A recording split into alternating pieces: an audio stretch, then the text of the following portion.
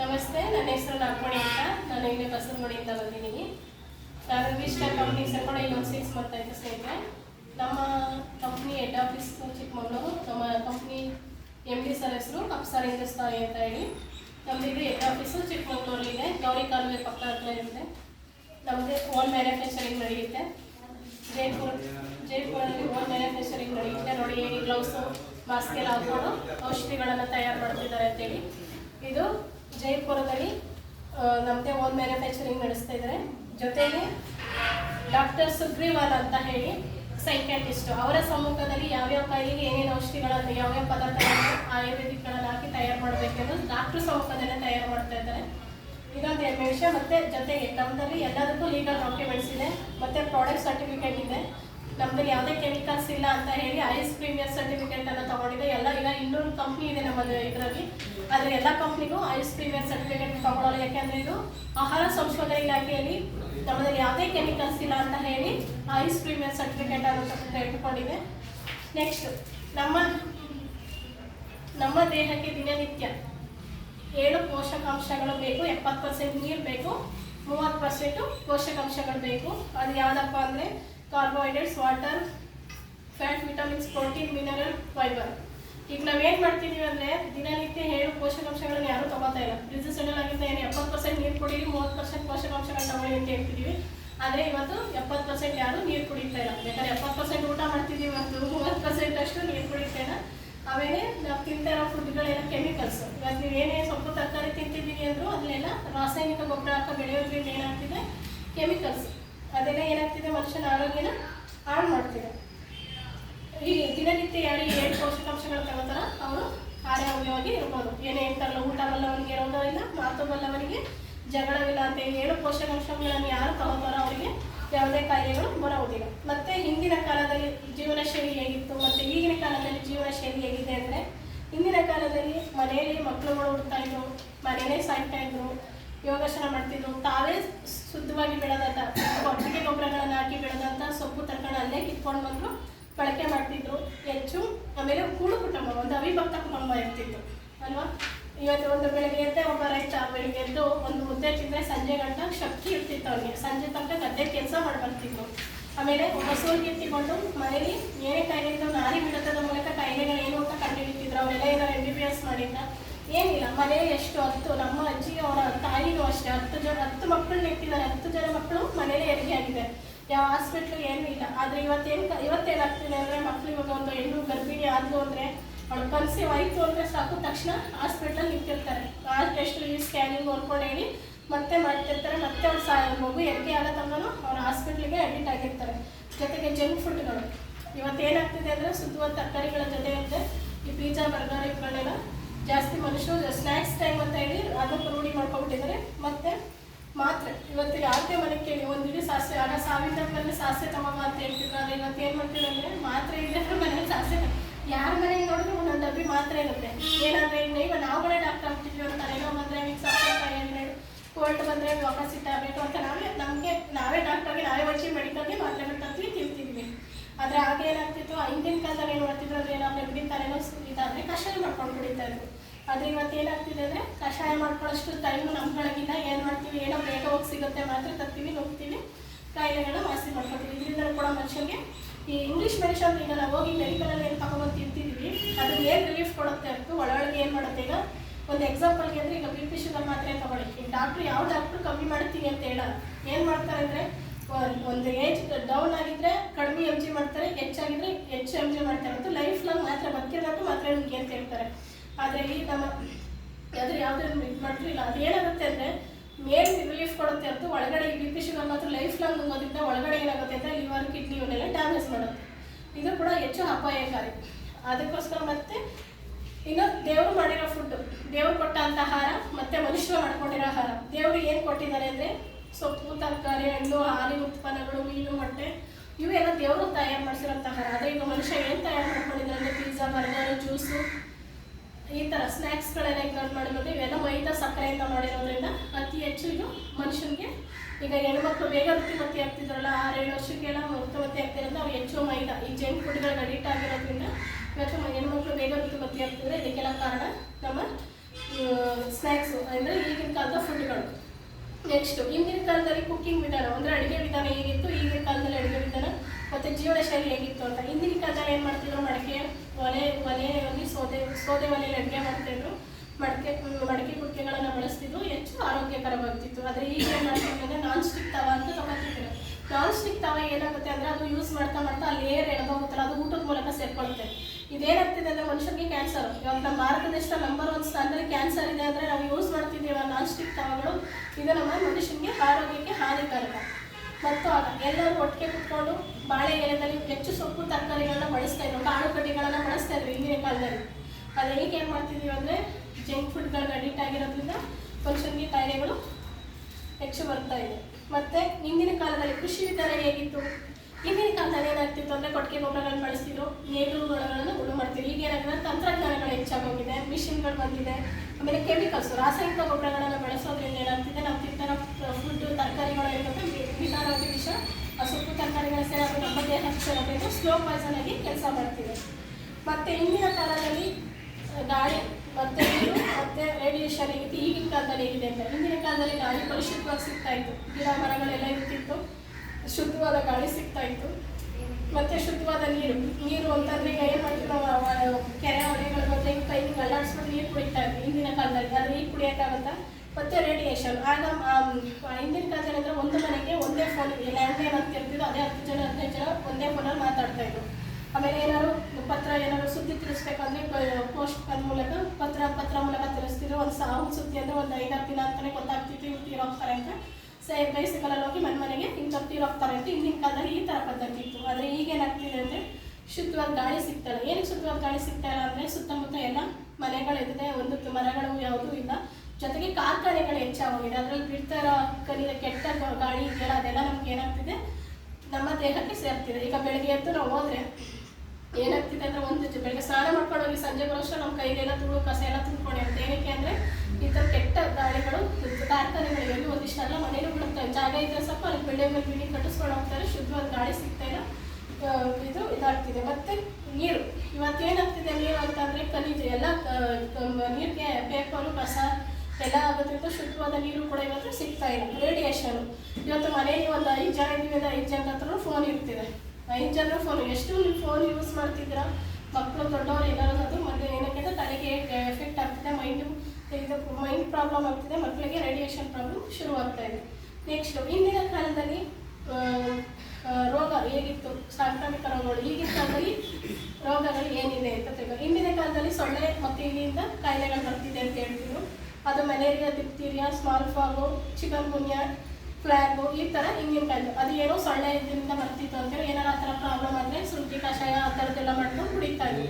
ಆದರೆ ಇವತ್ತಿನ ಕಾಲದಲ್ಲೂ ಇಲಿ ಮತ್ತು ಸೊಳ್ಳೆಗಳಿದೆ. ಆದರೆ ಯಾಕೆ ಇವತ್ತು ಜೈನ್ ಪೇನು, ಕ್ಯಾನ್ಸರು, ಮಂಡಿ ನೋವು, BP, ಶುಗರ್ ಎಲ್ಲ ಬರ್ತಿದೆ ಅಂದರೆ ಇವತ್ತಿನ ಥರ ಊಟದ ವಿಧಾನ ಸರಿ ಇಲ್ಲ. ನೆಕ್ಸ್ಟು ಇವೆಲ್ಲ ಅಷ್ಟೇ ಸ್ನೇಹಿತರೆ. ಈಗ ನೋಡಿ, ಯಾವುದೇ ಆದರೂ ಅಷ್ಟೇ, ಒಂದು ಹೆಚ್ಚು ಹಣ್ಣು ತರಕಾರಿಗಳು ಕಾಯಿ ತಿಂತಾರೆ, ಅದು ಬೇಗ ಹಣ್ಣಾಗಲಿ ಅವರು ಸೇಲ್ ಮಾಡ್ಕೊಳ್ಳೋಕ್ಕೋಸ್ಕರ ಅದಕ್ಕೆ ಇಂಜೆಕ್ಷನ್ ಮಾಡಿ ಬೇಗ ಬಣ್ಣ ಬರೋ ಥರ ಮಾಡ್ತಾರೆ. ಎಲ್ಲ ತರಕಾರಿಗಳು ಬಣ್ಣಕ್ಕೆ ಗಜ್ಜಿ ಮಾಡ್ತಾರೆ. ನಾನು ಈಗ ಸುಮಾರು ವೀಡಿಯೋಗಳು ನೋಡ್ತಾ ಇದ್ದೀನಿ. ಅವೆಲ್ಲ ತಿನ್ನೋಕ್ಕೆ ಮನಸ್ಸು ಬರಲ್ಲ. ಇದಕ್ಕೆ ಹಸಿರು ಬರಲಿ ಅಂದ್ಬಿಟ್ಟು ಬಣ್ಣಗಳಿಗೆ ಹಚ್ಚಿ ಮಾಡ್ತಿದ್ದೆಲ್ಲ ನೀವೇನು ಮಾಡ್ತೀರಾ, ಸೌತೆಗೆ ಮಾಡ್ತಾ ಇದ್ದಾರೆ ಅಂತ ನಾವು ಅದಕ್ಕೆ ಎಷ್ಟು ಬಣ್ಣಕ್ಕೆ ಹಚ್ಬಿಟ್ಟು ಅವ್ರು ಮಾಡ್ತಿದ್ದಾರೆ. ಇವೆಲ್ಲ ಬಣ್ಣ ಕೆಮಿಕಲ್ಸ್ಗಳಿಂದ ತಯಾರು ಮಾಡಿರೋದ್ರಿಂದ ಯೂಸ್ ಮಾಡ್ತೀರ. ಮತ್ತು ಸಕ್ಕರೆ ಅತಿ ಹೆಚ್ಚು ದಯವಿಟ್ಟು ಯಾರು ಮನೆಯಲ್ಲಿ ಸಕ್ಕರೆ ಜಾಸ್ತಿ ಯೂಸ್ ಮಾಡ್ತೀರೋ ದಯವಿಟ್ಟು ನಿಲ್ಲಿಸಿ. ಮನುಷ್ಯ ಎಷ್ಟು ಸಕ್ಕರೆ ಯೂಸ್ ಮಾಡೋದಿರ್ತೀರೋ ಅಷ್ಟು ಆರೋಗ್ಯವಾಗಿರ್ತೀರ. ಯಾಕಂದರೆ ಇವತ್ತು ಸಕ್ಕರೆ ಏನಾಗ್ತಿದೆ ಅಂದರೆ ಡಯಾಬಿಟಿಸ್ ಜಾಸ್ತಿ ಮಾಡ್ತಿದೆ, ಮನುಷ್ಯ ದಪ್ಪ ಆಗೋಗಿ ಮಾಡ್ತಿದೆ, ಕೊಲೆಸ್ಟ್ರಾಲ್, ಮಂಡಿ ನೋವು, ಜೈಂಟ್ ಪೇನು, ಹಲ್ಲು, ದಂತಗಳು, ಇವೆಲ್ಲ ಸಕ್ಕರೆಯಿಂದ ಬರ್ತಾ ಇರೋಂಥ ಕಾಯಿಲೆಗಳು.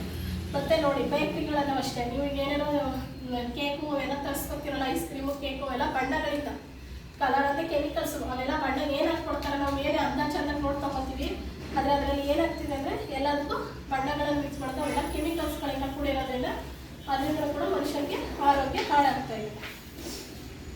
ಮತ್ತು ನಮ್ಮ ವಿಶ್ವ ಆರೋಗ್ಯ ಸಂಸ್ಥೆ ಹೇಳೋದು ಏನಂತಂದರೆ, ನಮ್ಮ ಭಾರತ ದೇಶದಲ್ಲಿ ನಂಬರ್ 1 ಸ್ಥಾನದಲ್ಲಿ ಶುಗರ್ ಇದೆ, ಡಯಾಬಿಟಿಸ್ ಇದೆ. ನಂಬರ್ 1 ಸ್ಥಾನದಲ್ಲಿ ನಮ್ಮ ಭಾರತ ದೇಶದಲ್ಲಿ ನಂಬರ್ 1 ಸ್ಥಾನದಲ್ಲಿ ಕ್ಯಾನ್ಸರ್ ಇದೆ. ನಮ್ಮ ಭಾರತ ದೇಶದಲ್ಲಿ 60% ಜನಗಳಿಗೆ ಹಾರ್ಟ್ ಅಟ್ಯಾಕ್ ಆಗ್ತಿದೆ.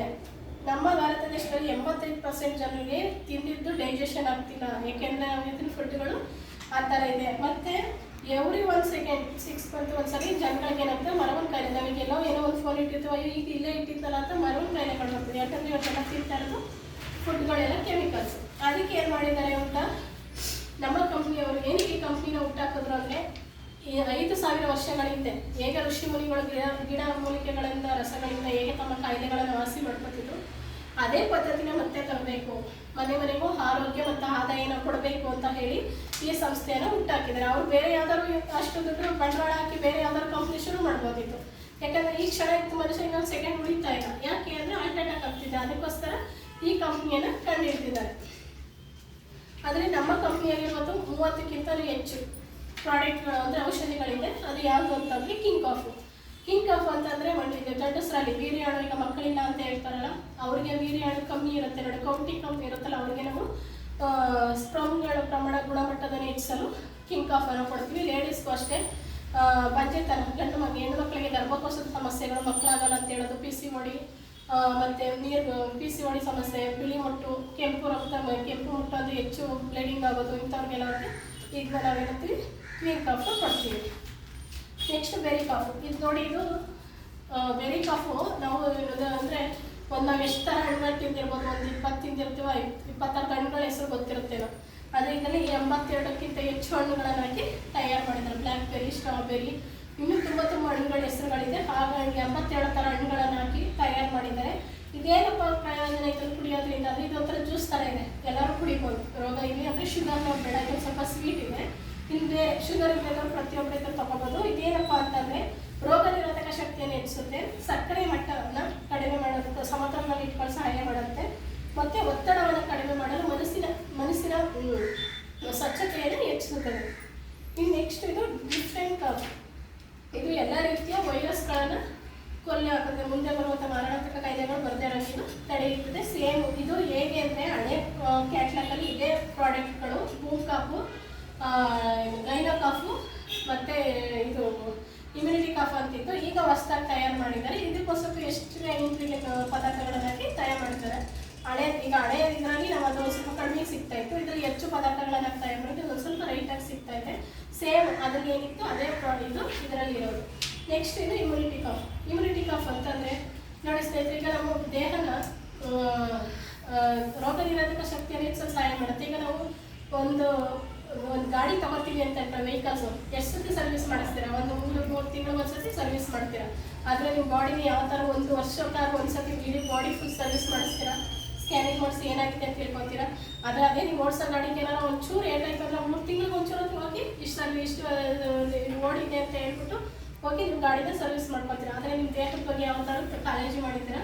ಅದಕ್ಕೆ ನೀವು ಯಾವತ್ತೂ ನಿಮ್ಮ ದೇಹದ ಬಗ್ಗೆ ಕಾಳಜಿ ಮಾಡಲ್ಲ ಅಂತ ಹೇಳಿ ನಮ್ಮ MD ಸರ್ ಏನು ಮಾಡಿದ್ದಾರೆ, ಇಮ್ಯುನಿಟಿ ಕಾಫನ್ನು ತಯಾರು ಮಾಡಿದ್ದಾರೆ. ಇವರು ಪ್ರತಿಯೊಬ್ಬ ವ್ಯಕ್ತಿ ಆರೋಗ್ಯವಾಗಿರೋರು, ಇಲ್ಲದೇ ಇರೋರು, ಮುಂದೆ ಬರುವ ಮಾರಣಾಂತಿಕ ಕಾಯಿಲೆಗಳು ಬರದೇ ಇರೋಂಗೆ ಇಮ್ಯುನಿಟಿ ಕಾಫು ತಗೊಳ್ಳೋದ್ರಿಂದ ಇದು ಕಾಪಾಡುತ್ತೆ. ಇದು ಕೊರೋನಾದಲ್ಲಿ ಹೆಚ್ಚು ಓಡಿದೆ. ಕೊರೋನಾದಲ್ಲಿ ಇದನ್ನು ಹೆಚ್ಚು ಕೊಡ್ತಾರೆ. ಯಾಕಂದರೆ ಇದು ನಿಮ್ಮ ಮನೇಲಿ ಹೇಗೆ ಕಷಾಯಗಳು ಮಾಡ್ಕೊಂಡು ಕುಡಿತೀರೋ ಅದಕ್ಕೆ ಸಮಾನ ಇದು. ಅದಕ್ಕೆ ಹಾಕೋದು. ಇದಕ್ಕೆ ಏನೇನು ಹಾಕಿದ್ದಾರೆ ಅಂತಂದರೆ ಅಲೋವೆರಾ ಜ್ಯೂಸು, ತ್ರಿಫಲ, ಕುಕುಮು, ತುಳಸಿ, ಜಿಂಜರ್, ಗಿಲಾಯಿ, ಅಶ್ವಮೇಧ, ಮುಲೈತಿ, ಆಪಲ್ ಇವುಗಳನ್ನು ಹಾಕಿ ತಯಾರು ಮಾಡಿರೋದು ಇದು.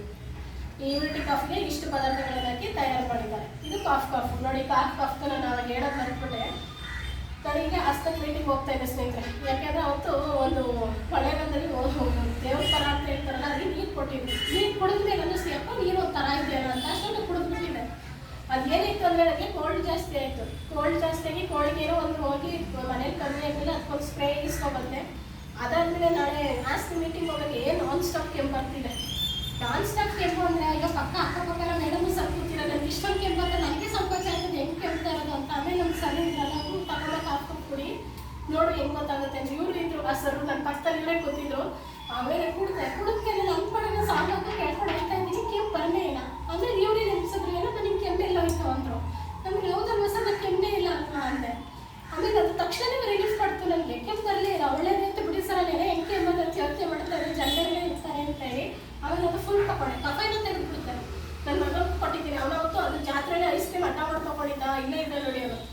ಅವನಿಗೆ ಕಫ ಎಷ್ಟು ಒಂದೇ ಸರಿ ಅಂತ ಕುಡಿದಿದ್ದು, ಕುಡಿಯೋಕ್ಕೂ ಚೆನ್ನಾಗಿದೆ, ರಿಸಲ್ಟು ಅಷ್ಟೇ ಚೆನ್ನಾಗಿದೆ. ಕಫ ಎಷ್ಟೇ ಇಟ್ಟು ತೆಗಿ ಶ್ವಾಸಕೋಶದಲ್ಲಿ ಪ್ರಾಬ್ಲಮ್ ಇರೋರಿಗೆ ಕಫ ಬರ್ತಲ್ಲ, ನಮ್ಮ ಚಿಕ್ಕಪ್ಪನಿಗೂ ಕೊಟ್ಟು ಕಳಿಸ್ತೇವೆ ಮನೇಲಿ, ಮತ್ತೆ ಕುಡೀರಿ ಏನು ಕೂಡ ಸೈಡ್ ಎಫೆಕ್ಟ್ ಏನಿಲ್ಲ ಅಂತ ಹೇಳಿ. ಇದು ತುಂಬ ಚೆನ್ನಾಗಿದೆ. ಶೀತ ಕೆಮ್ಮುನಿಂದ ಪರಿಹಾರ ಸಿಗುತ್ತೆ. ವಾತ ಪಿತ್ತ ಕಫ ಅಂತ ಹೇಳ್ತೀವಲ್ಲ ಅದಕ್ಕೆ ಇದು ಕಾಫ್ ಸಿರಪ್ ತುಂಬ ಚೆನ್ನಾಗಿ ರಿಸಲ್ಟ್ ಇದೆ. ಇದು ನಾನು ಕೊಡ್ತಿದ್ದೀನಿ.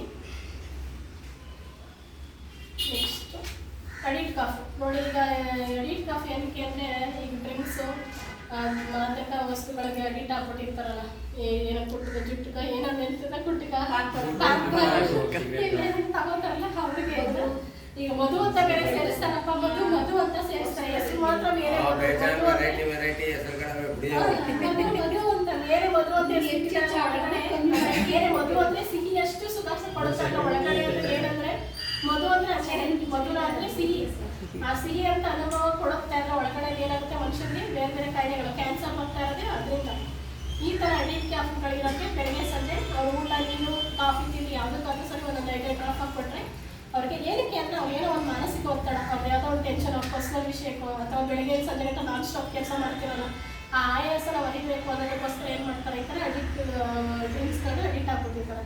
ಆ ಮಾನಸಿಕ ಒತ್ತಡನ ತಡೆಯೋದಕ್ಕೆ ಇದು ಅಡಿಟ್ ಕಾಫು ಅವ್ರು ಯಾವುದಕ್ಕಾದ್ರೂ ಊಟ ತಿಂಡಿ ನೀರು ಯಾವುದಕ್ಕಾದ್ರೂ ಒಂದು 5 ಡ್ರಾಪು ಹಾಕಿ ಕೊಡೋದ್ರಿಂದ ಸ್ಮೆಲ್ ಏನು ಬರೋಲ್ಲ, ಅವರು ನಿಧಾನವಾಗಿ ಅದನ್ನು ಬಿಡಲು ಪ್ರಯತ್ನ ಮಾಡ್ತಾರೆ. ಇನ್ನು ಕಾರ್ಡಿಯೋ ಕಾಫ್. ಈಗ ನೋಡಿ ಕಾರ್ಡಿಯೋ ಕಾಫು ನಿಜ ಪ್ರತಿಯೊಬ್ಬ ವ್ಯಕ್ತಿನೂ ತೊಗೋಬೇಕು, ರೋಗ ಇರಲಿ ಇದರಲ್ಲಿ. ಯಾಕಂದರೆ ನೋಡಿ ನಮ್ಮ ಅಪ್ಪು ಸಾರು, ಚಿರಂಜೀವಿ ಸಾರು, ನಮ್ಮ ಇವರು ಸುಮಾರು ಜನ ಹಾರ್ಟ್ ಅಟ್ಯಾಕಿಂದ ತೀರೋದು ಅಲ್ವಾ. ಏನಕ್ಕೆ ಅಂತಂದರೆ ಇವತ್ತು ಮನುಷ್ಯರಿಗೆ ಹೃದಯಗತ ಜಾಸ್ತಿ ಆಗ್ತಿದೆ, ಪ್ರೆಷರ್ ಜಾಸ್ತಿ ಇರೋದು. ಇದೇನಾಗುತ್ತೆ ಅಂದರೆ ಹೃದಯದಲ್ಲಿರೋ ಕೊಲೆಸ್ಟ್ರಾಲನ್ನು ತೆಗ್ದಾಕತ್ತೆ, ಮತ್ತು ಸಕ್ಕರೆ ಪ್ರಮಾಣವನ್ನು ಹೆಚ್ಚುತ್ತೆ, ಹೃದಯದ ಸ್ನಾಯುವಿನಲ್ಲಿ ನರಗಳ ಶಕ್ತಿಯನ್ನು ಹೆಚ್ಚಿಸಲು ಸಹಾಯ ಮಾಡುತ್ತೆ, ಮತ್ತು ರಕ್ತ ಎಫ್ಗಟ್ಟುಗಳಿಗೆ ಅದನ್ನ ರಿಲೀಫ್ ಮಾಡುತ್ತೆ. ಇದು ಏನಿದ್ರು ಹೃದಯ ಸಮಸ್ಯೆ ಇರೋರಿಗೆ, ಮತ್ತು ಓಲಾಗಿದೆ ಹೃದಯದಲ್ಲಿ ಓಲಾಗಿದೆ ಅಂತ ಕೊಡ್ಬೋದು, ಕೊಲೆಸ್ಟ್ರಾಲ್ ಇರೋದಕ್ಕೆ ಕೊಡ್ಬೋದು.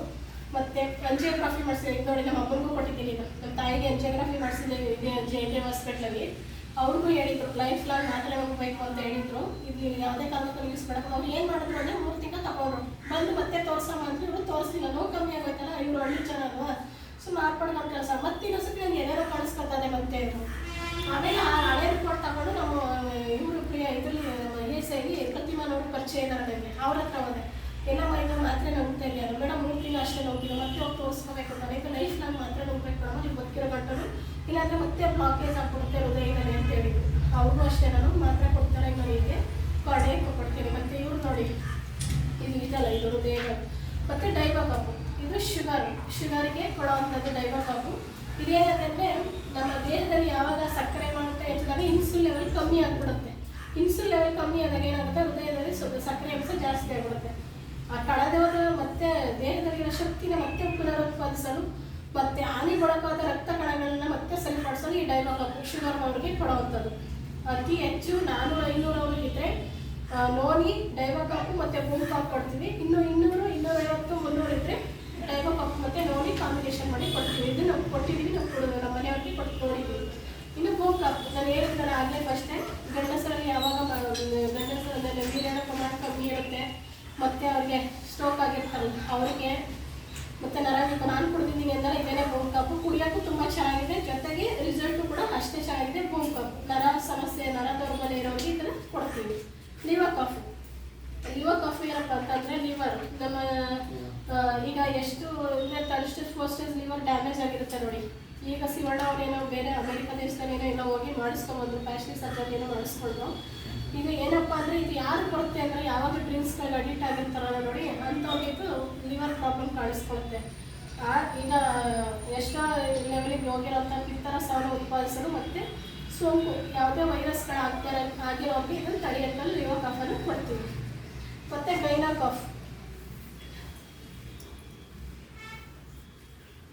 ಇದು ಹೆಣ್ಣು ಮಕ್ಕಳಿಗೆ ಕೊಡುವಂಥದ್ದು ಗೈನಾ ಕಾಫು. ಇದು ಏನಪ್ಪ ಅಂದರೆ ಹೆಣ್ಮಕ್ಳಲ್ಲಿ ಬಿಳಿ ರಕ್ತ ವೈಟ್ ಬ್ಲೀಡಿಂಗ್ ಅಂತೀವಿ, PCOD ಅಂದರೆ ನೀರುಗುಳೆ ಅಂತ. ನಿಜವಾಗ್ಲೂ ಇದು ನನಗೆ ಆಗಲೇ ಸಿಕ್ಕಿರೋ, ನಾನೇ ಫಸ್ಟ್ ಕುಡಿತಾ ಇದ್ದೆ. ಆಗ ನಾನು 5 ವರ್ಷ ಹಾಸ್ಪಿಟ್ಲಿಗೆ ಎಷ್ಟು ಸುತ್ತಿದ್ದೀವಿ ಅಂದರೆ ಮಕ್ಕಳಿಲ್ಲ ಅಂತ 5 ವರ್ಷ 7 ಹಾಸ್ಪಿಟ್ಲಿಗೆಲ್ಲ ಸುತ್ತಿದ್ದೀನಿ. ನನಗಿದ್ದು ಒಂದೇ ಸಮಸ್ಯೆ PCOD ಪ್ರಾಬ್ಲಮ್, ಗರ್ಭಕೋಶದಲ್ಲಿ ನೀರುಗುಳೆ ಅಂತ ಹೇಳ್ತಾರೆ. ಅದು ನನಗೆ ಮಂತ್ಲಿ ಪೀರಿಯಡ್ಸ್ ಕರೆಕ್ಟಾಗಿ ಆಗ್ತಿರಲಿಲ್ಲ.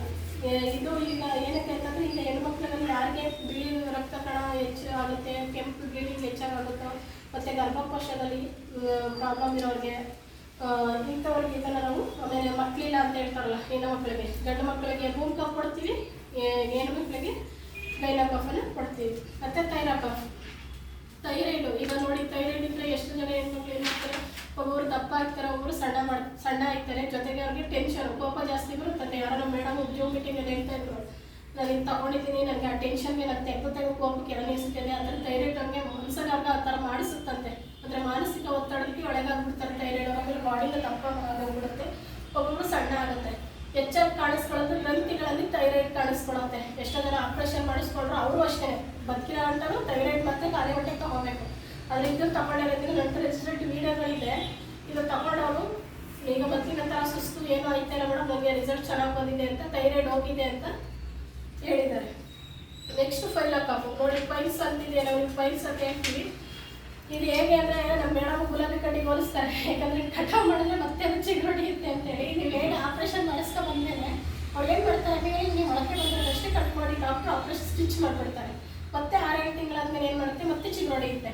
ಆದರೆ ಈ ನಮ್ಮ ಫೈಲ ಕಪ್ ತಗೊಳೋದ್ರಿಂದ ಏನಾಗುತ್ತೆ ಅಂತಂದರೆ ಫೈಲ್ಸ್ ಒಳಗಡೆ ಎಲ್ಲಿ ಗೆಡ್ಡೆ ಇರುತ್ತೆ ಗೆಡ್ಡೆ ಸಹಿತ ತೆಗೆದಾಕ್ಬಿಡುತ್ತೆ. ಮತ್ತೆ ಅದು ಚಿಗುರೊಡೆಯೋದಿಲ್ಲ, ಮತ್ತೆ ಆಪ್ರೇಷನ್ ಮಾಡಿಸೋಂಗಿಲ್ಲ. ಅದಕ್ಕೆ ಅವರು ಗುಲಾಬಿ ಕಡ್ಡಿಗೆ ಹೊಲಿಕೆ ಮಾಡ್ತಾರೆ. ಕಟಾವು ಮಾಡಿದ್ರೆ ಮತ್ತೆ ಹೇಗೆ ಚಿಗುರೊಡೆಯುತ್ತೆ ಹಂಗೆ ನೀವು ಆಪ್ರೇಷನ್ ಮಾಡಿಸ್ಕೊಂಡ್ರೆ ಮತ್ತೆ ಅದು 6-8 ತಿಂಗಳಾದ್ಮೇಲೆ ಮತ್ತೆ ಮೊಳಕೆ ಬರುತ್ತೆ. ಇದು ಪ್ಲೇಸ್ ಸಹಿತ ತೆಗೆದಾಕುತ್ತೆ ಅಂತ ಹೇಳಿ ಇದು ತುಂಬ ಚೆನ್ನಾಗಿ ರಿಸಲ್ಟ್ ಬಂದಿದೆ. ಮತ್ತು ಸ್ಟೋನ್ ಹಾಕಬೇಕು ನೋಡಿ, ನಾವು ತಿಂತಿರೋ ಫುಡ್ಡಲ್ಲಿ ಕಿಡ್ನಿ ನಾವೇನಾದ್ರು ಕಲ್ಲು ತಿಂತಾ ಇದ್ದೀವ ಇಲ್ಲ, ಆದರೂ ಯಾಕೆ ಕಿಡ್ನಿ ಸ್ಟೋನ್ ಅಂತ ಆಗ್ತಿದೆ ಅಂತಂದರೆ ನೀವು ಹೆಚ್ಚಾಗಿ ನೀರು ಕುಡಿಯೋಲ್ಲ. ನೀವು ತಿಂತಿರೋ ಫುಡ್ ಏನಾಗ್ತಿದೆ ಅಂದರೆ ಅದೆಲ್ಲ ಏನಾಗ್ತಿದೆ, ನೀರು ಜಾಸ್ತಿ ಕುಡಿದ್ರೆ ಅದು ಮೋಷನ್ ಮೂಲಕ ಯೂರಿಯನ್ ಮೂಲಕ ಹೋಗುತ್ತೆ. ನಾವು ಹೆಚ್ಚು ನೀರು ಕುಡಿಯೋದ್ರಲ್ಲಿ ಈಗ ಯಾವ್ದಾದ್ರು ಬೀಜಗಳು, ಈಗ ಟೊಮೊಟೊದ ಏನೋ ಒಂದು ಬೀಜ ಹೇಳ್ತಿಲ್ಲ, ಅದು ಒಂಥರ ಹೋಗಿ ಕುತ್ಕೊಂಡು ಅದು ಒಂಥರ ಕಲ್ಲು ಥರ ಆಗ್ಬಿಡುತ್ತೆ. ಅದು ಕಲ್ಲು ಥರ ಆದಾಗ ಏನಾಗುತ್ತೆ ಅಂತಂದರೆ ಡಾಕ್ಟರ್ ಹತ್ರ ಆದಾಗ ಹೊಟ್ಟೆ ನೋವು ಕಳಿಸ್ಕೊಡುತ್ತೆ. ಹೊಟ್ಟೆ ನೋವು ತಡೆಯೋಕ್ಕಾಗಲ್ಲ ಅಂತ ಹಾಸ್ಪಿಟ್ಲಿಗೆ ಹೋಗ್ತಾರೆ, ಅವ್ರು ಇಂಜೆಕ್ಷನ್ ಮಾಡ್ತಾರೆ, ಮತ್ತೆ ಮಾತ್ರೆ ಕೊಡ್ತಾರೆ. ಆದರೆ ಈ ನಮ್ಮ ಇದನ್ನು 1.5 ಲೀಟರ್ ನೀರಿಗೆ 30 ml ಹಾಕೊಂಡು ಬೆಳಿಗ್ಗೆ ಸಂಜೆ ಖಾಲಿ ಹೊಟ್ಟೆ ಕುಡಿಯೋದ್ರಿಂದ 1 ತಿಂಗಳು ಮತ್ತೆ ಕರೆಕ್ಟಾಗಿ ಹೋಗಿ ಚೆಕ್ ಮಾಡಿಸಿರಿ ಯಾವ ಡಾಕ್ಟರ್ ಹತ್ರ ತೋರಿಸಿದ್ವಿ ಅಂತ. ಅದು ನೋಡಿ ರಿಸಲ್ಟ್ ಎಷ್ಟು ಕಮ್ಮಿ ಆಗಿರುತ್ತೆ ಅಂತ. ನಮ್ಮ ನೇತ್ರ ಮೇಡಮ್ ಇವತ್ತು ಬಂದಿಲ್ಲ, ಅವ್ರು ಹುಷಾರಿಲ್ಲ ಅಂತ ಅವ್ರು ಬಂದಿರುತ್ತೆ ಇದರಿಂದ ಕಿಡ್ನಿ ಸ್ಟೋನಿಂದ. ಅವ್ರು ಇವತ್ತೊಂದು ಸ್ವಲ್ಪ ಏನೋ ಫುಡ್ ಪಾಯ್ಸನ್ ಆಯಿತು ಅಂದ್ಬಿಟ್ಟು ರೆಸ್ಟ್ ಆಗಿದ್ದಾರೆ. ಅವ್ರು ತೊಗೊಂಡು ಇದ್ರ ಮೂಲಕ ಅವರು ಈಗ ರಿಜಿಸ್ಟರ್ ಬಂದಿದ್ದು. ಸ್ಟೋನ್ ಕಾಫು ಅಷ್ಟೇ, ನಾವು ಹೇಳೋ ಥರ ಔಷಧಿ ತಗೊಳ್ಳೋದ್ರಿಂದ ಉತ್ತಮ ರಿಸಲ್ಟ್ ಇದೆ. ಅಲರ್ಜಿ ಕಾಫು ಈಗ ನೋಡಿ, ಒಬ್ಬೊಬ್ಬರಿಗೆ ನಮ್ಮ ಅಕ್ಕನೇ ಹೇಳ್ತಾ ಇದ್ರು, ನಾವೇನಾದರೂ ಒಂದು ಶೀತ ಬದನೆಕಾಯಿ ಟೊಮೊಟೊ ಈ ಥರ ಏನಾದ್ರು ತಿಂದರೆ ಶೀತದ ಪದಾರ್ಥಗಳು ತಿಂದರೆ ನಮಗೆ ಮೈಗೆಲ್ಲ ಅಲರ್ಜಿ ಥರ ಆಗುತ್ತೆ ಅಂತ ಇವರು ಹೇಳಿದ್ರು. ನಮ್ಗೆ ಸ್ನಾನ ಮಾಡ್ಕೊಂಡ್ಬಂದರೆ ಅಲರ್ಜಿ ಥರ ಆಗುತ್ತೆ ಅಂತ. ನನ್ನ ಅಕ್ಕನ ಮಕ್ಕಳಿದ್ದು ಸರ್, ಯಾಕೆಂದರೆ ಈಗ ಅವಳಿಗೆ ಇಲ್ಲೇ PUC BGS ಹಾಕಿದ್ದೀವಿ. ನಿಜವಾಗ್ಲೂ ಅವಳಿಗೆ ಎಷ್ಟು ಸುರಿದೀವಿ ದುಡ್ಡು ಅಂತಂದರೆ ಅವಳಿಗೆ ಏನು ಗೊತ್ತಾ, ಬಿಸಿಲು ಬಿಟ್ಟರೆ ಸಾಕು ಅದು ಶಾಲೆಗೆ ಗೇಮ್ ಮಾಡೋಕ್ಕೆ ಅಂತ ಬಿಟ್ಟರೆ ಕಣ್ಣು ಹಿಂಗೆ ಕೂತ್ಕೊಂಡ್ಬಿಡೋದು. ನಾವು ಸರ್ ಸುಮಾರು ಇಡೀ ಬಾಡಿ ಎಲ್ಲ ಸ್ಕ್ಯಾನಿಂಗ್ ಮಾಡಿಸ್ಬಿಟ್ಟಿದ್ದೀವಿ, ಎಲ್ಲೂ ರಿಸಲ್ಟ್ ಗೊತ್ತಾಗಲಿಲ್ಲ. ಅಲರ್ಜಿ ಕಾಫು ಇದು ಅಲರ್ಜಿ ಕಾಫ್ ಕೊಟ್ಟ ಮೇಲೆ ಈಗ ನೋಡಿ ಅವಳಿಗೆ ಎಷ್ಟು ಉತ್ತಮ ರಿಸಲ್ಟ್ ಬಂದಿದೆ ಅಂದರೆ ಸರಿ. ಇವತ್ತೊಳಗೆ ಕಾಣಿಸ್ಕೊಂಡಿಲ್ಲ, ಅದು ಎಷ್ಟು ಒಳ್ಳೆ ಗೊತ್ತಾ, ಫುಲ್ ಹಿಂಗೆ ಉಟ್ಕೊಂಡ್ಬಿಡೋದು, ಇದು ಕಣ್ಣು ಉಟ್ಕೊಂಡ್ಬಿಡೋದು, ಬಿಸಿಲು ಹೋದರೆ ಫಸ್ಟ್ ಕಣ್ಣು ಉಟ್ಕೊಂಡ್ಬಿಡೋದು. ಅಲರ್ಜಿ ಕಾಫ್ ಕೂಡ ಅಷ್ಟೇ ಚೆನ್ನಾಗಿ ರಿಸಲ್ಟ್ ಇದೆ. ಇದು ತ್ರಿಫಲ ಜ್ಯೂಸು. ಇದು ಏನಪ್ಪ ಅಂದರೆ ಗ್ಯಾಸ್ಟ್ರಿಕ್. ಯಾರು ಪ್ರತಿಯಾಗಿ ಇವತ್ತು ಮನುಷ್ಯನಿಗೆ ಕಾಯಿಲೆಗಳು ಶುರು ಆಗ್ತಂತೆ ಗ್ಯಾಸ್ಟ್ರಿಕ್ ಅಂತ. ನೀವು ಯಾರು ಗ್ಯಾಸ್ಟ್ರಿಕ್ ಬಂತು ಅಂದರೆ ಅದು ಬೇರೆ ಬೇರೆ ಕಾಯಿಲೆಗಳನ್ನು ಉತ್ಪತ್ತಿ ಮಾಡುತ್ತೆ. ಈ ಗ್ಯಾಸ್ಟ್ರಿಕ್ ಔಷಧಿ ತಗೊಳ್ಳೋದ್ರಿಂದ ಜೀರ್ಣಕ್ರಿಯೆ ಚೆನ್ನಾಗಾಗುತ್ತೆ. ಹೊಟ್ಟೆ ಉಬ್ಬರ ಆಗುತ್ತಲ್ಲ ಅವ್ರಿಗೆ, ಎದೆ ಉಳಿ ಬರೋದು, ಉಳಿ ತೆಗೆ ಬರೋದು, ಇವ್ರುಗಳಿಗೆ ಈಗ ತ್ರಿಫಲ ಜ್ಯೂಸನ್ನು ಕೊಡ್ತೀವಿ. ಬ್ರೈನ್ ಕಾಫು ಇದು ನೋಡಿ, ಬ್ರೈನ್ ಕಾಫು ಅಂತಂದರೆ ಬುದ್ಧಿಶಕ್ತಿಯನ್ನು ಹೆಚ್ಚಿಸಲು, ದೊಡ್ಡ ಈಗ ಮನವ ಶಕ್ತಿ ಅಂತ ಹೇಳ್ತೀವಲ್ಲ, ಆಮೇಲೆ ಮೈಗ್ರೇನ್ ಥರ ಅಂದರೆ ಒಂದು ಸೈಡ್ ತಲೆನೋವು ಅಂತ ಹೇಳ್ತೀವಲ್ಲ, ಅವ್ರಿಗೆ ಇದನ್ನು ಕೊಡ್ತೀವಿ ಬ್ರೈನ್ ಕಾಫು. Next carbo ಕಾಫು. ಇದು ಕಾರ್ಬೋ ಅಂದರೆ ಕ್ಯಾನ್ಸರ್ಗೆ ನೋಡಿ ಸ್ನೇಹಿತರೆ, ಈಗ ಸ್ತನ ಕ್ಯಾನ್ಸರು, ಗರ್ಭಕೋಶ ಕ್ಯಾನ್ಸರು, ಎದೆ ಕ್ಯಾನ್ಸರ್ ಅಂತೆಲ್ಲ ಹೇಳ್ತೀವಲ್ಲ, ಈ ಕ್ಯಾನ್ಸರ್ಗೆ ಇದು ಏನಿದಪ್ಪ ಅಂತಂದರೆ ಇದು ನ್ಯೂರೋ ಡಿಜನರೇಟಿವ್ ಅಂತ ಹೇಳಿ ಹೃದಯದ ಮೂತ್ರಪಿಂಡ ಸೋಂಕಿನಿಂದ ರಕ್ಷಿಸಲು ಇದು ಸಹಾಯ ಮಾಡುತ್ತೆ. ಕ್ಯಾನ್ಸರ್ ಉತ್ತಮವಾದ ರಿಸಲ್ಟ್ ಇದೆ. ನಾವು ಇದು ಫಸ್ಟು, ಸೆಕೆಂಡು, ಥರ್ಡ್ ಸ್ಟೇಜ್ ಇರೋರ್ಗೂ ಕೊಡ್ತೀವಿ. ಡಾಕ್ಟ್ರು ಆಗಲ್ಲ ಅಂತ ಕೈ ಬಿಟ್ಟಿರ್ತಾರಲ್ಲ ಅವ್ರಿಗೆ ನಾವು ಈ ಔಷಧಿನ ಕೊಡೋಲ್ಲ. ಅದು ಅವ್ರ ಮೇಲೆ ತಗೋತೀವಿ ಅಂದರೆ ಅವ್ರು ತಗೊಳ್ಬೋದು ಗ್ಯಾರಂಟಿ ಮೇಲೆ. ನಾವು ಡಾಕ್ಟ್ರು ಕೈ ಬಿಟ್ಟಿದ್ರೆ ನಾವು ಈ ಔಷಧಿನ ಯಾರಿಗೂ ಕೊಡೋಕ್ಕೋಗಲ್ಲ. ಅವ್ರ ಚಾಯ್ಸ್ ನಾವು ಇಲ್ಲ ಮೇಡಮ್ ಕುಡಿತೀವಿ ಅನ್ನೋರಿಗೆ ನಾವು ಇದು ಕೊಡ್ತೀವಿ. ಫಸ್ಟ್, ಸೆಕೆಂಡ್, ಥರ್ಡ್ ಸ್ಟೇಜಲ್ಲಿರೋರಿಗೆ ಈ ಕ್ಯಾನ್ಸರ್ಗೆ ಔಷಧಿಯನ್ನು ಕಾರ್ಬೋನಫರ್ ಕೊಡ್ತೀವಿ. ಗೋಲಿಕ್ ಜ್ಯೂಸು ಇದು ಎಲ್ಲದಕ್ಕೂ ಕಾಂಬಿನೇಷನ್ ಮಾಡೋಕ್ಕೆ ಕೊಡ್ತೀವಿ. ಏನಕ್ಕಪ್ಪ ಅಂತಂದರೆ ಇದು ಎಲ್ಲ ಕಾಯಿಲೆ ಎಲ್ಲ ಔಷಧಿ ತೊಗೋತೀವಿ, ಅದಕ್ಕೆ ಕಾಂಬಿನೇಷನ್ ಹಾಕಿ ಕೊಡ್ತೀವಿ. ಈಗ ನಾವು ಶುಗರ್ ತೊಗೊಂಡ್ರೆ ಕ್ಲೋನಿಕ್ ಕಾಂಬಿನೇಷನ್ ಮಾಡ್ತೀವಿ. ಈ ನರ ದೌರ್ಬಲ್ಯ ತಗೊಂಡ್ರೆ ನೋಡಿ ಕಾಂಬಿನೇಷನ್ ಮಾಡ್ಕೊಡ್ತೀವಿ. ಆ ಥರ ಇದು ಎಲ್ಲದಕ್ಕೂ ಇದೇನಪ್ಪ ಪ್ರಯೋಜನ ಅಂತಂದರೆ ಇದು ಮಾರಣಾಂತಿಕ ಕಾಯಿಲೆಗಳನ್ನ ವಿರುದ್ಧ ಓಡಾಡಲು ಸಹಾಯ ಮಾಡುತ್ತೆ, ಮತ್ತು ದುರ್ಬಲತೆ ಮತ್ತು ಬಂಜಿತನದಲ್ಲಿರೋದು ಸಹಾಯ ಮಾಡುತ್ತೆ. ಅನಿಮಿಯಾ ಬಿಳಿ ವಿಸರ್ಜನೆಯನ್ನು ತಡೆಗಟ್ಟಲು, ಬಿಳಿ ರಕ್ತ ಕಡಿಮೆ ಇದೆ ಅಂತ ಹೇಳ್ತಾರಲ್ಲ ಅವ್ರಿಗೂ ಕೂಡ ಇದು ನೋನಿ ಜ್ಯೂಸು ಸಹಾಯ ಮಾಡುತ್ತೆ. ಈಗ ಎಷ್ಟು ಜನ ಕೇಳ್ತಾ ಇದ್ರು ನನಗೆ ಹೊರಗಡೆ ಹೋದಾಗ, ಮೇಡಮ್ ನೋನಿ ಜ್ಯೂಸು ಮೋದಿ ಸಲ ಹೊತ್ತು ನೋನಿ ಜ್ಯೂಸ್ ಕುಡಿದಿದ್ದೀನಿ, ಏನು ರಿಸಲ್ಟ್ಗೋ ಏನು ಅನ್ನಿಸ್ತಿಲ್ಲ ಅದು ನೋನಿ ಜ್ಯೂಸು ತೆಳು ಇರುತ್ತೆ, ನೀರಿನಾಗಿರುತ್ತೆ. ಅದು ನಮ್ಮ ತಾಯಿಗೂ ಕೊಟ್ಟಿದ್ದೆ ನಾನು ಇಲ್ಲಿಗೆ ಸೇರ್ಕೊಳ್ಳೋಕ್ಕೂ ಮೊದಲೇ. ಆದರೆ ನಮ್ಮ ಔಷಧಿಗಳೆಲ್ಲ ಗಟ್ಟಿ ಇದೆ, ಗಟ್ಟಿ ಇರೋದ್ರಿಂದ ಇದು ತುಂಬ ಚೆನ್ನಾಗಿದೆ ರಿಸಲ್ಟು. ಅಲೋವೆರಾ ಜ್ಯೂಸು, ಈ ಅಲೋವೆರಾ ಜ್ಯೂಸ್ ಏನಪ್ಪ ಅಂತಂದರೆ ಈ ಸ್ಕಿನ್ನು ಯಾರಿಗೆ ಹೆಣ್ಮಕ್ಳಿಗೆಲ್ಲ ಪಿಂಪಲ್ಸ್ ಎಲ್ಲ ಹೇಳ್ತೀವಲ್ಲ ಅದಕ್ಕೆ, ಮತ್ತು ತಲೆ ಕೂದಲು ಇರುತ್ತಲ್ಲ ಅದಕ್ಕೆ, ಕಣ್ಣಿನ ರಕ್ಷಣೆಗೋಸ್ಕರ ಅಲೋವೆರಾ ಜ್ಯೂಸನ್ನು ಕೊಡ್ತೀವಿ. ಮತ್ತು ಚರ್ಮ ಒಳಪು ಹೆಚ್ಚಾಗೋಗಿ ಮಾಡೋಕ್ಕೆ ಇದು ಅಲೋವೆರಾ ಜ್ಯೂಸ್ ಕೊಡ್ತೀವಿ. ಇದು ಸಾಮಾನ್ಯವಾಗಿ ಎಲ್ಲರೂ ಮನೆ ಮುಂದೆ ಬೆಳ್ಕೊಂಡಿರ್ತಾರೆ, ಯಾರು ಇದನ್ನು ರುಬ್ಬಿಟ್ಟು ಕುಡಿವಿ ಅಂತ ಕುಡಿಯೋಕ್ಕಾಗಲ್ಲ, ಕೈಯೆಲ್ಲ ಹಾಕಿರ್ತಾರೆ. ಅದಕ್ಕೆ ಇದಕ್ಕೆ ಇನ್ನೊಂದು ಸ್ವಲ್ಪ ಪದಾರ್ಥಗಳನ್ನು ಹಾಕಿ ಅಲೋವೆರಾ ಜ್ಯೂಸ್ಗಳನ್ನ ತಯಾರು ಮಾಡಿದ್ದಾರೆ. ಇನ್ನು ಬೇಬಿ ಕಾರ್ನ್ ಮಕ್ಕಳಿಗೂ ಕೂಡ, ಮಕ್ಕಳಿಗೆ ಯಾವಾಗ ಓದಿದ ನೆನಪಿನ ಶಕ್ತಿ ಕಡಿಮೆ ಇರುತ್ತೆ ಅಂತ ಹೇಳ್ತೀವಿ, ಮತ್ತು ಅವ್ರಿಗೆ ಮೂಳೆಗಳು ಗಟ್ಟಿಯಾಗಲು ಸಹಾಯ ಮಾಡ್ತಾರೆ. ದೇಹದಲ್ಲಿ ಶಕ್ತಿ ಮತ್ತು ತಾಜಾ ಚಲನೆ ಹೆಚ್ಚಿಸಲು ಮಕ್ಕಳಿಗೂ ಕೂಡ ಬೇಬಿ ಕಾಫ್ ಅಂತಿದೆ. ಇದನ್ನು ಮಕ್ಕಳಿಗೆ ಒಂದು ಬೆಳಗ್ಗೆ ಸಂಜೆ ಒಂದು 5 ರಿಂದ 15 ml 5 ವರ್ಷದ ಮೇಲಿನ ಮಕ್ಕಳಿಗೆ, ಅದ್ರೊಳಗೆ ಕೆಳಗಿನ ಮಕ್ಕಳಿಗೆ ಯಾರಿಗೂ ಕೊಡಲ್ಲ, 5 ವರ್ಷದ ಮೇಲಿನ ಮಕ್ಕಳಿಗೆ ಯಾರಾದರೂ ಕೊಡ್ಬೋದು. ಇದು ನೋಡಿ ಪಂಚ ತುಳಸಿ ಡ್ರಾಪ್ ಅಂತ, ಇದು 5 ಥರದ ತುಳಸಿ ಸ್ನೇಹ. ಇದು ಫಸ್ಟ್ ನಾನು ನಿಜವಾಗ್ಲೂ ಫೀಲ್ಡ್ ವರ್ಕ್ ಹೋದಾಗ ನಾನು ಒಂದು ಬಾಟ್ಲ್ ನೀರಿಗೆ 1 ಡ್ರಾಪ್ ಕುಡ್ಕೊಂಡು ಹಾಕ್ಬಿಟ್ಟು ಬಿಸಿಲಲ್ಲಿ ಹೋದ್ರೆ ಸರ್ ಹೆಂಗೆ ಅಂದರೆ 1 ಲೀಟರ್ ನೀರಿಗೆ 1 ಡ್ರಾಪ್ ಹಾಕಿ ಶೇಕ್ ಕೊಟ್ಟು ಎಲ್ಲಿಗೆ ಬಿಸಿಲು ಜರ್ನಿ ಮಾಡಿ ಕುಡೀರಿ, ಎಷ್ಟು ರಿಲೀಫ್ ತಣ್ಣಗಾಗುತ್ತೆ ಗೊತ್ತಾ. ನಾನು ಜರ್ನಿ ಮಾಡುವಾಗ ನಾನು ಫೀಲ್ಡ್ ವರ್ಕ್ ಹೋದಾಗ ನಾನು ಹಾಕೊಂಡು ಹೋಗ್ತಾ ಇದ್ದೆ ಕುಡಿಯೋಕ್ಕೂ ಚೆನ್ನಾಗಿದೆ. ಆಮೇಲೆ ಇದು ಏನು ಗೊತ್ತಾ, ಡಸ್ಟ್ ಅಲರ್ಜಿ ನಾವು ಧೂಳಲ್ಲಿ ಓಡಾಡ್ತಾ ಇರ್ತೀವಲ್ಲ, ಅದು ಧೂಳು ಅವಾಯ್ಡ್ ಆಗೋಗಿ ಮಾಡುತ್ತೆ. ಮತ್ತು ಇದು ಶೀತ ಹಾಕಿ ಎಮ್ಮು ಜ್ವರ ಬೆಳಗ್ಗೆ ನನಗೆ ನಾನ್ ಸ್ಟಾಪ್ ಸೀನ್ ಬರ್ತಾಯಿತ್ತು. ನಾನು ಏನು ಮಾಡಿದೆ ಅಂತ ಯಾರೇ ಹೇಳಿದ್ರು, ನಮ್ಮ ಮಂಜು ಮೀಟಿಂಗಲ್ಲಿ ಹೇಳಿದ್ರು, ಬೆಳಗ್ಗೆ ಬಿಸಿಲಿಗೆ 2 ಲೋಟ ಬಿಸಿಲಿಗೆ 2 ಡ್ರಾಪ್ ಹಾಕಿ ಅಂತ. ಈಗಲೂ ಅಷ್ಟೇ ಸಂಜೆ ಬೆಳಗ್ಗೆ ತುಂಬ ಸೀನ್ ಬಂದರೆ 2 ಲೋಟ ಬಿಸಿಲಿಗೆ ತಗೊಂಡು 2 ತುಳಸಿ ಡ್ರಾಪ್ 2 ಡ್ರಾಪ್ ಹಾಕ್ಬಿಟ್ಟು ಕುಡಿತಾ ಇರ್ತೀನಿ. ಸೀನ್ ನಿಜವಾಗಿ ಇವತ್ತು ಬಂದಿಲ್ಲ, ಬೆಳಗ್ಗೆ ಎಷ್ಟೊತ್ತಿಗೆ ಹೇಳಿದ್ರು ಸೀನ್ ಶುರು ಆಗ್ಬಿಡೋದು ನನಗೆ. ಮತ್ತು ಕೆಮ್ಮು ಶೀತ ಎಲ್ಲ ರೀತಿಯ ಸೋಂಕುಗಳನ್ನು ಕಡಿಮೆ ಮಾಡಲು, ಆಮೇಲೆ ಸಣ್ಣ ಆಗಬೇಕು ಅಂತಲ್ಲ, ಬೆಳಗ್ಗೆ ಟೈಮು ನಾವು ದಪ್ಪ ಇದ್ದರೆ ಅವರು ಕೂಡ ಇದನ್ನು ಕುಡಿಬೋದು. ಬಿಸಿಲಿಗೆ ಹಾಕೊಂಡು ಕುಡಿಯೋದ್ರಿಂದ ಬಾಡಿ ವೆಯ್ಟ್ ಕೂಡ ಕಮ್ಮಿ ಆಗುತ್ತೆ.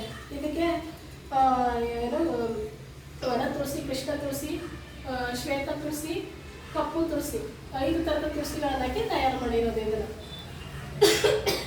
ಇದು ಒಮೆಕಾಫು. ಇದೇನಪ್ಪ ಅಂದರೆ ದಪ್ಪ ಇರ್ತಾರಲ್ಲ ನೋಡಿ, ನಾನು ಸಣ್ಣ ಆಗಬೇಕು ಅಂತಲ್ಲ ಅವ್ರಿಗೆ ಒಮೆಕಾಫ್ ಕೊಡ್ತೀವಿ. ಇದು ಕೊಲೆಸ್ಟ್ರಾಲ್ ಮಟ್ಟವನ್ನು ಕಡಿಮೆ ಮಾಡಲು ಸಹಾಯ ಮಾಡುತ್ತೆ. ಇದು ಚಯಾಪಚಯ ದರವನ್ನು ಹೆಚ್ಚಿಸಲು ಸಹಾಯ ಮಾಡುತ್ತದೆ. ಹಸಿವನ್ನು ಕಡಿಮೆ ಮಾಡಲು, ನಿಜವಾಗ್ಲೂ ಈಗ ನಾನು ಸಣ್ಣ ಆಗಬೇಕಂದ್ಬಿಟ್ಟು ಕುಡಿತೇನೆ, ನಿಜವಾಗ್ಲೂ ಹೊಟ್ಟೆ ಆಗಲ್ಲ. ಈಗ ಒಂದು ಈಗ ರಿಸಲ್ಟ್ ಮಾಡ್ಬಿಟ್ಟು ವೆಯ್ಟ್ ಚೆಕ್ ಮಾಡ್ಬಿಟ್ಟು ನಾನೇ ಆಗ್ತೀನಿ. ಈಗ ಇನ್ನೂ 1 ತಿಂಗಳಾಗಿಲ್ಲ. ಇದು ತಗೊಳ್ಳೋದ್ರಿಂದ ಹೊಟ್ಟೆ ಹಶು ಆಗ್ತಾ ಇಲ್ಲ. ನಮಗೂ ಇದೇನಿದೆ ಇದು ಯೋಚಿಸ್ತೀನಿ ಅಂತ, ಏಕೆಂದರೆ ಇದು ಹೊಟ್ಟೆ ಹಶು ಆಗ್ತಾರೆ. ಹೆಂಗೆ ಮಾಡುತ್ತೆ, ದಪ್ಪ ಇರ್ತಾರಲ್ಲ ಅವ್ರಿಗೆ ಕೊಡಬೇಕು ಇದನ್ನು. ಹೊಟ್ಟೆ ಹಶು ಆಗ್ತಾರೆ, ಬೇರೆ ದಿನಗಳಲ್ಲಿ ಹೊಟ್ಟೆ ಹಶು ಆಗ್ತಿದೆ ಅಂತ ಅದು ಇದು ಸ್ನ್ಯಾಕ್ಸ್ ಎಲ್ಲ ತಿಂತೀನಿ, ನನಗೆ ಅನುಭವ ಆಗ್ತಿದೆ. ನಿಜವಾಗೂ ಹೊಟ್ಟೆ ಹಶು ಆಗ್ತಾರೆ ಇದನ್ನು ತಗೊಳ್ಳೋದ್ರಿಂದ. ನೆಕ್ಸ್ಟ್ ನಮ್ಮಲ್ಲಿ ಬ್ಯೂಟಿ ಟಿಪ್ಸ್ಗಳಂತ ಇದೆ. ಹರ್ಬಲ್ ಬಾತ್, ಇದು ಸೋಂಪು. ಇದು ಏನು ತಪ್ಪ ಅಂತಂದರೆ ಪಿಂಪಲ್ಸ್ ಆಗಿ ಕಲೆ ಹೊಡ್ಕೊಬಿಡಿ. ಈ ಹೆಣ್ಮಕ್ಳು ಏನು ಮಾಡ್ತಾರೆ ಅಂದರೆ ಪಿಂಪಲ್ಸ್ ಅಂತ ಹಿಂಗೆ ಕೆರ್ಕೋತಾ ಇರ್ತಾರೆ ನೋಡಿ, ಅದು ಏನಾಗುತ್ತೆ ಕಲೆನ ಉಳ್ಕೊಂಡ್ಬಿಟ್ಟಿರುತ್ತೆ. ಯಾವತ್ತೂ ಅಷ್ಟೇ ಪಿಂಪಲ್ಸ್ ಬಂದಾಗ ಉದ್ರನ್ನ ಟಚ್ ಮಾಡಬಾರ್ದು. ಈ ಹೆಣ್ಮಕ್ಳು ಫ್ರೀ ಆಗಿದ್ದಾಗ ಕುತ್ಕೊಂಡಿದ್ದು ಅಂತ ಇರೋದು, ಅದು ಏನಾಗುತ್ತೆ ಅಂದರೆ ಗಾಯ ಹೊಡೆದ್ರೆ ಕಲೆ ಉಳ್ಕೊಂಡ್ಬಿಟ್ಟಿರುತ್ತೆ. ಈ ಹರ್ಬಲ್ ಸಾಫ್ಟ್ವೇರ್ ನಾನು ಅದಕ್ಕೆ ಕೊಟ್ಟಿದ್ದೆ. ಒಂದು ಜಾಗ ಬೆರಳಿನಷ್ಟು ಜಾಗ ಆಗಿಲ್ಲ, ಬೈದಿದೆ, ಪಾಣ್ತನ ಮುಗಿಸ್ಕೊಂಡ್ಬಿಟ್ಟಿದ್ದೀರಾ, ಹಿಂಗೆ ಮಾಡ್ಕೊಂಡಿದ್ದೀರಲ್ಲ ಮುಖಾನ ಅಂತ ಹೇಳಿ. ಸೂಪರ್ ರಿಸಲ್ಟ್ ಇದೆ. Herbal bath soap super. ಇದು ಚರ್ಮದ ಕೋಶ ಮತ್ತು ಮೈ ಬಣ್ಣವನ್ನು ಹೆಚ್ಚಿಸಲು ಸಹಾಯ ಮಾಡುತ್ತೆ. ಆಮೇಲೆ ಡ್ರೈ ಸ್ಕಿನ್ ಅಂತ ಹೇಳ್ತೀವಲ್ಲ ಅವ್ರಿಗೆ ತ್ವಚೆಯನ್ನು ಸರಿ ಮಾಡಲು ಹರ್ಬಲ್ ಬಾತ್ ಸೋಪು ತುಂಬ ಉಪಯುಕ್ತಕರವಾಗಿದೆ. ಇನ್ನು ಡೆಂಟೋ ಪೇಸ್ಟ್, ಡೆಂಟೋ ಕಾಫ್ ಟೂತ್ ಕ್ರೀಮ್ ಅಂತಿದೆ. ಇದು ಎಷ್ಟು ಥರಕ್ಕೆ ಯೂಸ್ ಆಗುತ್ತೆ ಅಂದರೆ ಇದೊಂದು ತಗೊಂಡ್ಬಿಟ್ರೆ ಸಾಕು ನೋಡಿ. ಇದು 20ಕ್ಕೂ ಹೆಚ್ಚು ಕಾಯಿಲೆಗಳನ್ನ ಹಾಕೋಬೋದು. ಇದು ಏನಪ್ಪ, ಇದೊಂದು ಪೇಸ್ಟು. ಆದರೆ ನೀವು ಯೂಸ್ ಮಾಡೋ ಪೇಸ್ಟ್ಗಳಲ್ಲಿ ನೊರೆ ಬರುತ್ತೆ, ಅದಕ್ಕೆ ಕೋಟಿಂಗ್ ಹಾಕಿರ್ತಾರೆ. ನೀವು ಎಷ್ಟು ನೊರೆ ಉಜ್ಜು ಇದು ಮಾಡ್ತೀರ, ಅದು ಕ್ಯಾನ್ಸರ್ ಬರ್ತಿದೆ. ಅದಕ್ಕೆ ಏನಾಗ್ತಿದೆ ಈಗ ನೋಡಿ, ಯಾವುದೋ ಒಂದು ನ್ಯೂಸಲ್ಲಿ ಹಾಕಿದ್ರು, ಪೇಸ್ಟ್ಗಳಲ್ಲಿ ಉಜ್ಜೋದ್ರಿಂದ ಕ್ಯಾನ್ಸರ್ ಬರ್ತಿದೆ, ಅದಕ್ಕೆ ಹೆಚ್ಚು ಕೋಟಿಂಗ್ಗಳು ಹಾಕ್ತಿದ್ದಾರೆ ಅಂತ ಹೇಳಿ. ಆದರೆ ನಮ್ಮ ಪೇಸ್ಟ್ ಏನಿದೆ ಅಂತಂದರೆ ಇದು ಅಲ್ಲೂ ಹಳದಿ ಬಣ್ಣ ಇದ್ದರೆ ಉಜ್ಬೋದು, ಬಾಯಿ ದುರ್ವಾಸನೆ ಅಂದರೆ ಯೂಸ್ ಮಾಡ್ಬೋದು. ಮತ್ತು ಅದು ಅಲ್ಪಕ್ಕ ಹೋಗಿರೋದು ನಾವು ಬೆಳೀತಾ ಇರ್ತಾ ಅವಾಗ ಒಂದ್ಸರಿ ತುಂಬ ನೋವು ಬರೋದು, ಎಷ್ಟು ಮಾಂಸಗಳನ್ನ ಬೆಳೀತಾರ ಅದಕ್ಕೆ ಹಾಕ್ಬೋದು. ಮತ್ತು ಹುಲ್ಕಲ್ಲಾದಾಗ ಹುಳಗಳು ಬರುತ್ತಲ್ಲ, ಹುಳಗಳಿಗೂ ಕೂಡ ಇದನ್ನು ಹಾಕ್ಬೋದು. ಇದು ಹುಳ ಇದ್ದರೆ ಸಾಕಾಗುತ್ತೆ. ಮತ್ತು ಮುಖದಲ್ಲಿ ಬಂಗಿ ಇರುತ್ತಲ್ಲ, ತುಳಸಿ ಡ್ರಾಪು ಇದು 2 ಮಿಕ್ಸ್ ಮಾಡಿ ಹಚ್ಚಿಬಿಟ್ಟು 15 ನಿಮಿಷ ಬಿಟ್ಟು ತೊಳೆದ್ರೆ ಬಂಗು ಹೋಗುತ್ತೆ. ಇಂಬಡಿ ಹೊಡ್ಕೊಂಡಿದ್ರೆ ಇಂಬಡಿ ಹೋಗುತ್ತೆ. ಆಮೇಲೆ ಗ್ಯಾಸ್ಟ್ರಿಕ್ ಇದ್ರೆ ಒಂದಿಷ್ಟದ ಬಿಸಿನೀರಿಗೆ ಇದೊಂಚೂರು ಮಿಕ್ಸ್ ಮಾಡ್ಕೊಂಡು ಅದರಿಂದ ಗ್ಯಾಸ್ಟ್ರಿಕ್ ಹೋಗುತ್ತೆ. ಪ್ರತಿಯೊಂದು ಇನ್ನೊಂದು 20 ಯಾರೋ ಒಬ್ಬರಿಗೆ ಗ್ಯಾಂಗ್ರೀನ್ ಆಗಿ ಕಾಲಲ್ಲಿ ಹುಳ ಸುರಿತಾ ಇತ್ತು. ಅವ್ರಿಗೂ ಕೂಡ ಅದನ್ನು ಕುಡಿಯೋಕ್ಕೆ ಔಷಧಿ ಕೊಟ್ಟಿದ್ವಿ, ಅಜ್ಜಕ್ಕೆ ಇದನ್ನು ಕೊಟ್ಟಿದ್ವಿ. ಆ ವ್ಯಕ್ತಿನೂ ಕೂಡ ಸ್ಟೇಜ್ ಮೇಲೆ ಬಂದು ಮಾತಾಡಿದ್ದಾರೆ. ಇದು ತುಂಬ ಚೆನ್ನಾಗಿದೆ. ಒಂದು ಕಿಟಗೆ ನೀವು ಯೂಸ್ ಮಾಡೋ ಪೇಸ್ಟ್ ಬರೀ ಎಲ್ಲೂ ಅಷ್ಟೇ. ನಮ್ಮ ಪೇಸ್ಟ್ 20ಕ್ಕಿಂತ ಹೆಚ್ಚು ಕಾಯಿಲೆಗಳಲ್ಲಿ ಪೇಸ್ಟ್ನ ಯೂಸ್ ಮಾಡ್ಕೋಬೋದು, ತಿನ್ಬೋದು ನಮ್ಮ ಪೇಸ್ಟ್ನ. ಅದರ ಒಂದು ಉತ್ತಮವಾದ ರಿಸಲ್ಟ್ ಅಂತ ಹೇಳ್ಬೋದು. ಇದು ನ್ಯಾಚುರಲ್ ಹೇರ್ ಆಯಿಲ್. ಇದು ಏನಪ್ಪ ಅಂತಂದರೆ ನ್ಯಾಚುರಲ್ ಕ್ಲೈನರ್ ಅಂದರೆ ಇದು ಶಾಂಪು. ಈಗ ತಲೆ ಒಟ್ಟು ಅಂತ ಹೇಳ್ತೀವಲ್ಲ, ಉಗುರು ಟಚ್ ಮಾಡಬಾರ್ದು. ಈ ಸ್ಕಿನ್ ಮೂಲಕ 15 ನಿಮಿಷ ಮಸಾಜ್ ಮಾಡಿ 15 ನಿಮಿಷ ಬಿಟ್ಟು ಆಮೇಲೆ ಸ್ನಾನ ಮಾಡೋದ್ರಿಂದ ತಲೆ ಹೇರ್ ಒಟ್ಟು ಏನಿದೆ ಅದೆಲ್ಲ ಕಡಿಮೆ ಆಗುತ್ತೆ. ಮತ್ತು ಕೂದಲಿನ ಬೆಳವಣಿಗೆಯನ್ನು ಹೆಚ್ಚಿಸುತ್ತೆ. ಮತ್ತು ಕೂದಲು ಒಳಗೆ ಬರುವಂಗೆ ಮಾಡುತ್ತೆ. Herbal natural air cleaner. ಇದು ಆಯಿಲ್. ಅದೇ ಥರ ಆಯಿಲು ಯಾವಾಗ ಈಗ ಸ್ಟಾರ್ಟಿಂಗಲ್ಲಿ ಈಗ ಏರ್ ಲಾಸ್ ಆಗ್ತಿದೆ, ಸುಮಾರು ಜನ ಕೊಟ್ಟಿದ್ದೀವಿ. ಇದನ್ನು ತುಂಬ ಚೆನ್ನಾಗಿ ರಿಸಲ್ಟ್ ಬಂದರೆ ಏರ್ ಲಾಸ್ ಆಗ್ತಿದೆ ಅನ್ನೋರು ಇದನ್ನು ಕೂಡ ವಾರಕ್ಕೆ 1-3 ಸರಿ ಯೂಸ್ ಮಾಡಬೇಕು. ಮೊದಲನೇ ತಿಂಗಳು 1 ತಿಂಗಳು ಪೂರ್ತಿ ಇದೊಂದೇ ಆಯಿಲ್ ಯೂಸ್ ಮಾಡಿ 2ನೇ ತಿಂಗಳಿಗೆ ಇದ್ರ ಜೊತೆಗೆ ಕೊಬ್ಬರಿ ಎಣ್ಣೆಯನ್ನು ಮಿಕ್ಸ್ ಮಾಡ್ಕೊಂಡು ಬಳಕೆ ಮಾಡಬೇಕು. ಇದು ಏನಕ್ಕೆ ಅಂದರೆ ಕೂದಲುಗಳನ್ನು ತಡೆಗಟ್ಟುತ್ತೆ ಮತ್ತು ಕೂದಲನ್ನು ಒಡೆಯಲು ದಟ್ಟವಾಗಿ ಕಾಂತಿಯುತವಾಗಿ ಬೆಳೆಯಲು ಇದು ಸಹಾಯ ಮಾಡುತ್ತೆ. ಇದೆಲ್ಲ ನೆಕ್ಸ್ಟು ಸ್ನೇಹಿತರು ಇದೆಲ್ಲ ಫೇಸ್ ವಾಶು, ಅಲೋವೆರಾ ಸಫೆಜರು ಇದೆಲ್ಲ ನೆಕ್ಸ್ಟು ಇದರಲ್ಲಿ ಅಗ್ರಿಕಲ್ಚರ್ ನೋಡಿ.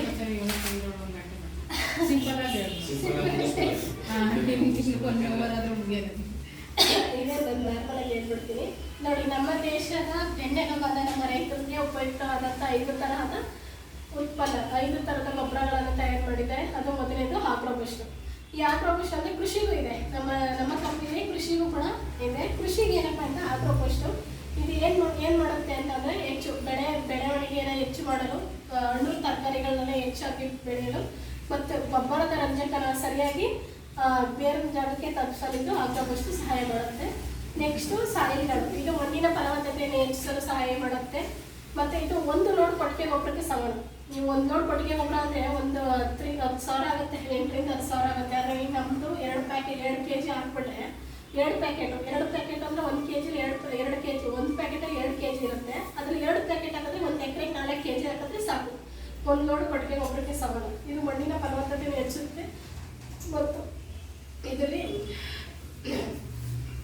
ಎಲೆಗಳನ್ನು ಸಮೃದ್ಧಿಯಾಗಿ ಬೆಳೆಯಲು ಸಹಾಯ ಮಾಡುತ್ತೆ. ಸೂರ್ಯನ ಕಿರಣಗಳು ಸರಿಯಾಗಿ ಅಬ್ಸರ್ವೇಷನ್ ಮಾಡಲು ಇದು ಸಹಾಯ ಮಾಡುತ್ತೆ. ಮತ್ತು ಮೇನಾಗಿ ಮಣ್ಣು, ಭೂಮಿ ಫಲವತ್ತತೆ ಚೆನ್ನಾಗಿದ್ದರೆ ಮಾತ್ರ ಇದು ಮೇಲೆ ಬೇರೆ ಬೆಳೆಗಳೆಲ್ಲ ಚೆನ್ನಾಗಿ ಬರೋಕ್ಕೆ ಸಹಾಯ. ಮೊದಲು ಮಣ್ಣು ಚೆನ್ನಾಗಿರಬೇಕು, ಆಗ ಬೇರೆ ಬೆಳೆಗಳು ಏನೇ ಹಾಕೋದು ಚೆನ್ನಾಗಿ ಬರುತ್ತೆ. ಇದು ಅದಕ್ಕೆ ಸಹಾಯಗಳನ್ನು ಕೊಡ್ತೀವಿ.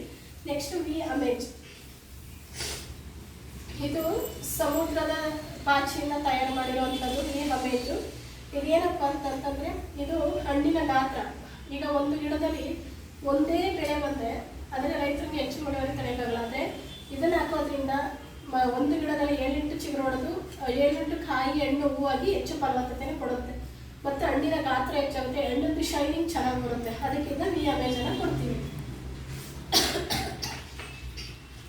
ಇದು ವಿಸ್ಟಿಕೇಟ್.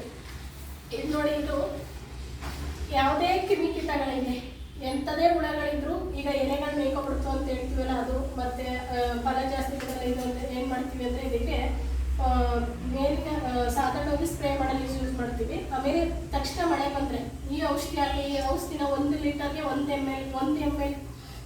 ಲೀಟರ್ ನೀರಿಗೆ 1 ml ಮಿಕ್ಸ್ ಮಾಡಿಕೊಂಡು, ಈಗ 20 ಲೀಟರ್ ಕ್ಯಾನ್ ಇದ್ರೆ 20 ml ಹಾಕೊಂಡು ಸ್ಪ್ರೇ ಮಾಡ್ತೀವಿ. ಈಗ ನೀವು ಬೇರೆ ಔಷಧಿಗಳು ನೋಡಿದ್ರೆ ಏನು ಮಾಡ್ತೀವಿ ಅಂತ ತಕ್ಷಣ ಮಳೆ ಬಂದರೆ ಮಣ್ಣು ನೀರಲ್ಲಿ ಕೊಚ್ಕೊಂಡು ಹೋಗ್ಬಿಡುತ್ತೆ. ಆದರೆ ಈ ನಮ್ಮ ಔಷಧಿ ನೋಡೋದ್ರಿಂದ ತಕ್ಷಣ ಮಳೆ ಬಂದ್ರಿಂದ ಗಮ್ ಥರ ಅಂಟ್ಕೊಂಡಿರುತ್ತೆ. ಆಮೇಲೆ ಪಕ್ಕದಲ್ಲಿರೋದು ಈ ವಾಸನೆಗೆ ಪಕ್ಕದಲ್ಲಿರೋ ಗದ್ದೆ ಹುಳಗಳು ಕೂಡ ಇದಕ್ಕೆ ಬರಲ್ಲ. ಆಮೇಲೆ ಎಲೆನ ಹಸಿರಾಗಿರುತ್ತೆ, ಬೇಗ ಒಂದು ಏಜ್ ಆಯ್ತಾ ಇದ್ದರೆ ಎಲೆಗಳು ಬೇಗ ಹಣ್ಣಾಗ್ಬಿಡುತ್ತೆ. ಆದರೆ ಈ ಔಷಧಿ ಹಾಕೋದ್ರಿಂದ ಎಲೆಗಳು ಹಸಿರಾಗಿ ಎಲೆಗಳು ಸಹಾಯ ಮಾಡುತ್ತೆ. ಇದು ವಾಮ್ ಕಾಪು. ಇದು ಏನಪ್ಪ ಅಂತಂದರೆ ಇದು ಹರಳುತ್ತೆ ಅಂತ ಹೇಳ್ತೀವಲ್ಲ, ಅಡಿಕೆ ತೆಂಗಿನಲ್ಲಿ ಹರಳುದ್ರು ಆಗ್ಬಿಡುತ್ತೆ, ಫಲ ಜಾಸ್ತಿ ಕೊಡಲ್ಲ ಅಂತ ಹೇಳ್ತೀವಲ್ಲ ಅದಕ್ಕೆ. ಆಮೇಲೆ ಬಿಳಿ ಬೇರು ಗಟ್ಟಿಯಾಗಿ ಮಾಡುತ್ತೆ. ಮತ್ತು ತಾಯಿ ಬೇರು ಅಂತ ಹೇಳ್ತೀವಲ್ಲ, ಬಿಳಿ ಬೇರು ತಾಯಿ ಬೇರು, ಇದು ಸ್ಟ್ರಾಂಗ್ ಆದರೆ ಬೆಳೆನೂ ಅಷ್ಟೇ ಚೆನ್ನಾಗಿ ಬರುತ್ತೆ. ವಾಮ್ ಕಾಪು 100 ಗ್ರಾಮ್ ಪೌಡರ್ ಅಷ್ಟೇ. ಇದನ್ನು ಯಾವುದೇ ರೀತಿ ಸ್ಪ್ರೇಗೆ ಯೂಸ್ ಮಾಡಲ್ಲ, ಇದು ಭೂಮಿಗೆ ಹಾಕಬೇಕು. ಯಾವುದೇ ಗಿಡಕ್ಕೂ ಸ್ಪ್ರೇ ಮಾಡಿ ಹೊಡೆಯೋಂಗಿಲ್ಲ. ಭೂಮಿಗೆ ಆಗ್ರೋಬೂಸ್ಟ್ ಸಾಯಿಲ್ಗಳು ವಾಮ್ ಕಾಪು 3 ಮಿಕ್ಸ್ ಮಾಡಿ ಭೂಮಿಗೆ ಹಾಕ್ಬೋದು.